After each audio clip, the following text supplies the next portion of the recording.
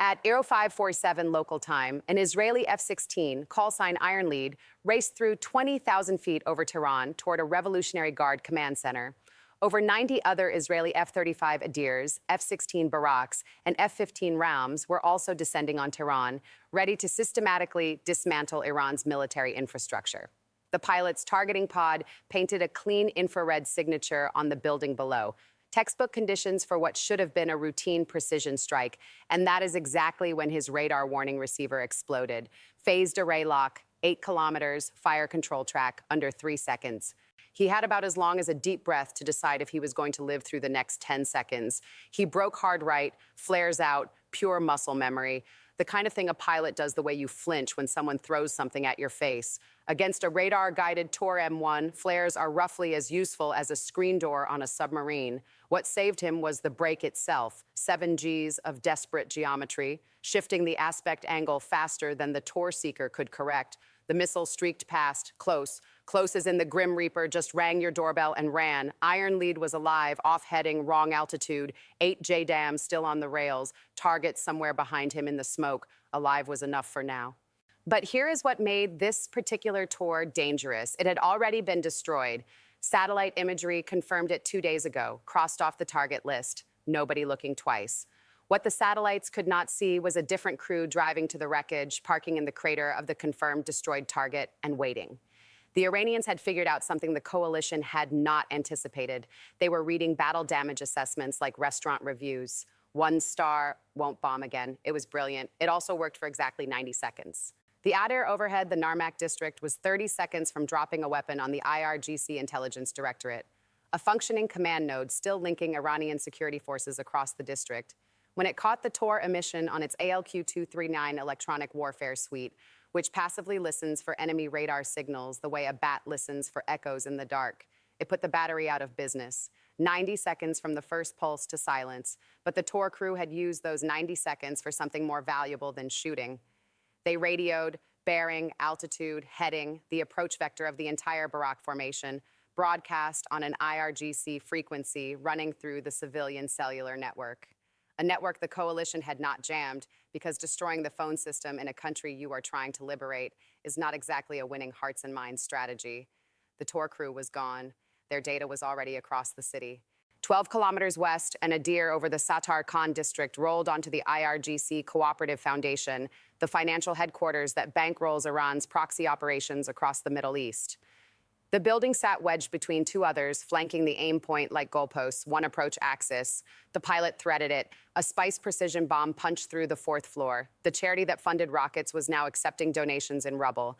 East of the city, RAM weapons officers at Parchin timed their bomb releases between inbound Tomahawk impacts, dropping ordnance in the gaps like the world's most dangerous game of Frogger. Southeast of Tehran, a Bavar 373 battery commander had been pulsing his Mirage 4 search radar in 2-second bursts, just long enough to build a snapshot, never long enough to attract a harm missile. Now, the Tor crew's final transmission gave him a bearing and altitude. He swung the Mirage 4 to that azimuth and powered to continuous fire control track. Think of the Bavar 373 as Iran's homemade answer to the Russian S-300. Sayed 4 missiles, a 125-mile engagement range, built domestically under sanctions. Whether that makes it impressive or terrifying depends entirely on your confidence in Iranian quality control. What is not debatable, every Barak and Ram on that bearing just entered its engagement envelope. The Adirs could survive it. The Bavar's radar could not hold a stealth track. The Baraks hauling dozens of bombs on external pylons whose radar cross-sections were a barn door versus a marble. Those pilots had a very different problem entirely. The same Adir pilot who had just neutralized the Tor M1 caught the Bavar going active on his sensors. Second retask in 2 minutes, he rolled south and put a weapon on it. 20 seconds later, the Mirage 4 went dark for good. 2 SAM engagements in 3 minutes. 0 assigned ground targets hit. The IRGC Intelligence Directorate in Narmak, and a building that was coordinating Iranian security forces across 4 eastern districts, was still standing, still functioning, still untouched. And the Narmak sector had no Adir overhead for the first time all morning. Below the SAM fight, the Baraks descended into 4 days of fire and smoke that made the city look like the mouth of hell itself. Granite Flight, the second Barak 4 ship, passed through 18,000 feet and watched the FLIR image turn to mud. 15,000, worse. 12,000, worse still. Half of Granite Lead's weapons were SPICE precision bombs. SPICE scene matching works like facial recognition for buildings, a preloaded image compared to what the seeker sees, accurate to less than 3 meters. Through 4 days of accumulated haze, the seeker saw the inside of a dirty aquarium. Scene match failed. GPS backup, 10-meter circular error probable. But at this altitude, that was not good enough. The IRGC does not operate from isolated military compounds. Their command centers share walls with apartment buildings, literally share them. Load-bearing concrete, families on the other side. Sub-meter accuracy puts the bomb through the correct window. 10 meters puts it somewhere in the neighborhood and crosses its fingers. They could not do that. The only sensors that could still see the ground were the Army's 900 reconnaissance drones orbiting below the smoke layer, feeding real-time infrared to every pilot in the package. Without the Hermes feed, the barracks were dropping bombs on GPS coordinates they could not verify into neighborhoods where a 10-meter miss meant the wrong building. Meanwhile, 22 kilometers west, an Iranian Yak-130 armed with R-73E infrared missiles was closing on one of those drones with a solid lock. The Hermes had no countermeasures and no speed, a fat infrared return doing lazy orbits at 8,000 feet. The aerial equivalent of a 3-legged horse at the Kentucky Derby. Every other sensor in the package, targeting pods, ASA radars, satellite feeds, could see through darkness, but not through particulate smoke. Infrared radiation scatters off carbon particles the same way headlights scatter in fog. The Hermes orbiting below the smoke layer was the only asset providing real-time ground imagery. If it went down, every pilot under southern Tehran was blind. The Adir transitioning back toward Narmak after the Bavar engagement spotted the Yak-130 on its electro-optical camera, closing on the Hermes seconds from firing. He dropped toward the contact, but in the gap he had left open over Narmak. The gap 2 SAM engagements had ripped wide open. A garage door was sliding up, and what rolled out changed the mission's calculus entirely. The Hermes caught it first. A heavy vehicle in a narrow Narmak street, missile vertical on the rail, 4 figures at the base connecting fuel umbilicals with the unhurried efficiency of men who had practiced this 100 times under fire. Qadr 110, Iran's longest-range ballistic missile, enough range to reach anywhere in Israel without breaking a sweat. The Qadr is straightforward to fire. Roll out, erect, connect second stage umbilicals, fire. If this crew had been prepping inside the garage and in the calm, practiced movements on the infrared feed suggested exactly that, this missile could be airborne in less than 30 minutes, aimed at Tel Aviv, Haifa, or Ben Gurion Airport, where the pilots' families were huddled in shelters listening to sirens. None of that was supposed to happen. The CEOX, the Combined Air Operations Center directing every aircraft in the strike package from a bunker hundreds of miles away, came over the radio immediately. Retask Granite Lead, nearest Barak, nearest weapon. The IRGC command center he was supposed to hit 6 kilometers north would have to wait or belong to someone else. A ballistic missile pointed at Israel took priority over everything. Single-seat cockpit, no weapons officer to handle targeting while he flew. Right hand on the stick, left hand punching GPS coordinates into a GBU-31 that 10 minutes ago was programmed for an IRGC command center, reprogramming a JDAM in a cockpit built for one person's attention, while descending through residual smoke, managing the radar warning receiver, and listening to a tactical frequency where 90 jets were all talking at once, is about as hard as it sounds. Imagine changing the destination on your GPS while merging onto a highway during a thunderstorm, except the GPS is a 2,000-pound bomb, and the highway is contested airspace over an entire city that wants to put your face on a T-shirt. 14 kilometers north, a barack over the Pasdaran district caught a 3-second gap in the smoke, a gust off the Alborz Mountains, shoving the haze just far enough for the spice seeker to match. Ministry of Intelligence, 3rd floor. The scene-matching algorithm found the building's roofline profile, locked, and the bomb was already gliding before the smoke closed back in. Submeter hit through a window that existed on the seeker's display for less time than a sneeze. Over Lavazan, another Barak pilot orbited a confirmed IRGC logistics center with 2 JDAMs on the rails and a problem the bombs could not solve. The Hermes feed showed foot traffic, civilians moving along the adjacent street, a block from the aim point. He circled, fuel burning, the window shrinking with every orbit. Clearance had not come. The building sat there intact, doing its job, while the pilot who was supposed to destroy it watched people walk past it and waited for a gap that might never open. Granite Lead's 7 original aim points were now orphaned, sitting on no one's target list, assigned to a pilot who was busy reprogramming a 2,000-pound bomb onto a ballistic missile he had not known about 3 minutes ago. The CAOC scrambled to redistribute. 2 targets rushed to a RAM flight, already running heavy on fuel. 3 reassigned to barracks in adjacent sectors, who now had to squeeze extra aim points into attack runs already planned to the second. 2 stayed unassigned. The cascade was just getting started. He got the coordinates in, rolled onto an unplanned attack heading, 15,000 feet. Shallow dive, faster than textbook. The GPS had to put the warhead within the width of a narrow street, residential buildings on both sides, the Qadr 110 tail wedged between them, pointing at the sky like the most dangerous flagpole in the Middle East. 2,000 pounds pickled off the centerline pylon, tail kit deployed, 4 fins steering through smoke. The Qadr 110's solid fuel stage ruptured on impact, propellant ignited. The Hermes infrared feed whited out for 3 full seconds, a fireball that turned the narrow street into a blast furnace. When the image stabilized, crater, burning debris. The missile that was pointed at Israel reduced to scrap in a hole in the ground, 1 bomb spent, 7 JDAMs left for 7 aim points and 0 spares. The 4 minutes of reprogramming and maneuvering had come out of fuel he was not getting back. His margin had just crossed from tight to a number he did not want to think about. 30,000 feet above the smoke, a RAAM weapons officer was already working the problem.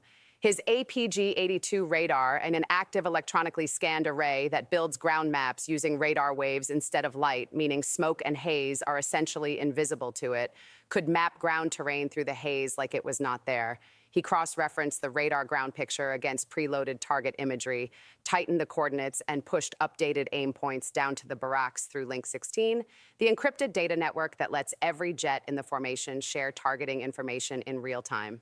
Like a group chat for fighter pilots, except every message is a set of GPS coordinates. Not submeter, but close enough to put a bomb through the right block instead of the wrong one. The 2-seat jet doing the targeting math for every single seat pilot who could not see his own targets. Over the lava sand mountains, the Adir that had bounced between SAM engagements and ground targets all morning put a Python 5, Israel's most advanced infrared-guided air-to-air missile, capable of locking onto a target from any angle and pulling turns that would knock a human unconscious, into the Yak 130 between the engines. The Hermes continued its orbit, completely unaware of what had just happened behind it. The Adir pilot, who had started the morning with a strike list and a full weapons bay, had now destroyed 2 SAM systems and an Iranian aircraft in the span of 6 minutes. Assigned ground targets destroyed, 0. At this rate, he was going to come home with more kills than a pest exterminator and less mission completion than a husband sent to the grocery store with a list. Every retask had been the right call. The Tor would have downed a Barak. The Bavar would have engaged the formation. The Yak would have blinded the entire wave. None of that changed the math on his fuel gauge or the aim point still glowing untouched on his display. He rolled back toward Narmak. The IRGC Intelligence Directorate was still standing, but not for long. The eyes survived. The Barak still had a feed through the smoke. But Iron Lead, rolling in on Narmak for his second attempt, was about to discover that the most dangerous weapons in this district were not on radar trucks or missile launchers. They were on rooftops. Iron Lead descended through the smoke toward the IRGC Regional Command Center in Tehran, and the electro-optical sensors picked up something on the adjacent rooftop that made the next 3 seconds very personal. A figure standing, tubular shape on the shoulder, oriented at the descending Barak. Misag-3, Iran's copy of the Chinese QW-18, infrared-guided, shoulder-fired, 5-kilometer range, 4-kilometer ceiling, which put Iron Lead squarely inside its envelope. No radar emission. The first warning is the rocket motor igniting, roughly the same reaction time as discovering a wasp inside your helmet at highway speed. The IRGC carries these the way mall security carries walkie-talkies. They never leave home without them. 3 seconds from JDAM release and his missile approach warning system, which detects the ultraviolet flash of a rocket motor igniting, giving the pilot a split-second heads-up that something is trying to take him out, caught the plume at 5 o'clock low. Iron Lead broke right, dumped flares, pulled hard enough to blur the edges of his vision, release window gone. The Misag-3's imaging seeker was not a dumb heat chaser from the era when MTV still played music videos. Modern infrared seekers build thermal pictures the way your phone camera recognizes faces. They do not just chase the hottest thing in the sky, they lock onto the shape of the aircraft itself. The missile climbed nearly vertical off the rooftop, pitched over toward Iron Lead's heat signature, and closed the gap at twice the speed of sound. But the brake shifted the aspect angle faster than the processor could track. The missile detonated on a flare 50 meters behind the aircraft, close enough to feel through the fuselage like a boot kicking the tail. Iron Lead had burned 6 minutes on 2 aborted runs. At this fuel state, he had time for exactly 1 more attempt before bingo. The fuel level where the mission ends, whether the target is destroyed or not. Third pass, same rooftops, same city, different geometry. Iron Lead knew the launch point now. The electro-optical sensors had tagged it on the previous run, a bright infrared smear on the rooftop where the Masag 3's motor had ignited. He offset the approach 30 degrees east with a 4-story building between his flight path and the marked rooftop. Steep dive, fast. He pushed the nose down at an angle that would have concerned his flight surgeon and held it there. The math said 4 seconds, the minimum exposure time in the Masag's engagement envelope from the moment the rooftop came into the launcher's field of view to the moment the bombs left the rails. 4 seconds for the man with the tube to acquire, track, and fire against a jet descending at that angle through smoke with a building blocking the initial approach. Not enough. 2 GBU-31s off the pylons in a 3-second sequence. Hard pull, flares on the climb, no launch warning. The bombs punched through the roof. The IRGC command center folded inward on itself. Next door, the protest suppression headquarters and the building where the unit that coordinated the crackdown on Iranian demonstrators ran its operations blew apart with secondary explosions that sent the walls into the street. Southern Tehran, same time, different nightmare. Granite Lead rolled into his 7 remaining aim points through smoke so thick the targeting pod showed nothing but thermal soup. The Southern District sat directly downwind of a fuel depot that had been burning since day 2. Below 5,000 feet, the haze was nearly opaque on infrared. Every weapon GPS only, supplemented by the Titan coordinates, the RAM weapons officer had pushed down through Link 16. 30-degree dive, release at 16,000 feet, 2,000 pounds. Tail kit deploying, 4 tail fins steering through a brown wall toward a coordinate he had never seen with his own eyes. Release. Reposition. Roll in again. 7 targets in 90 seconds, mechanical, precise, and act of complete faith in a satellite constellation 20,000 kilometers overhead. 1 district east, upwind of the fires, and Adir put 3 precision bombs through 3 buildings in 90 seconds. Textbook deliveries in clean air. 1 district over, Granite Lead could not see his own targets. On the 4th delivery, a second Masag 3 launched from below the smoke. Someone had spotted the bomb flash through a gap in the haze, or heard the airframe, or just pointed a tube at the sky and squeezed. The missile approach warning screamed. Granite Lead broke, dumped flares. The missile climbed through the smoke and lost its lock. Finding a jet engine against the thermal background of a burning city is like trying to hear a whisper in a nightclub. The seeker gave up and self-destructed. The delivery was blown. JDAM still on the pylon. Aim point missed. He circled, re-established. The re-attack burned fuel he was not going to get back. Clean release on the second pass. Held off west. Every pylon empty. Fuel gauge reading 4,200 pounds. Enough for roughly 11 minutes over target before the math turned from uncomfortable to him deciding where to ditch over Iraq. The last GBU-31 of the morning punched through the roof of an IRGC weapons storage facility in southern Tehran. The building where the Masag 3 missiles that had just been fired at Granite Lead were manufactured, stored, and distributed to the men on the rooftops. The warhead detonated inside the warehouse. The walls blew outward. 90 aircraft, all heading west now. All pylons clean.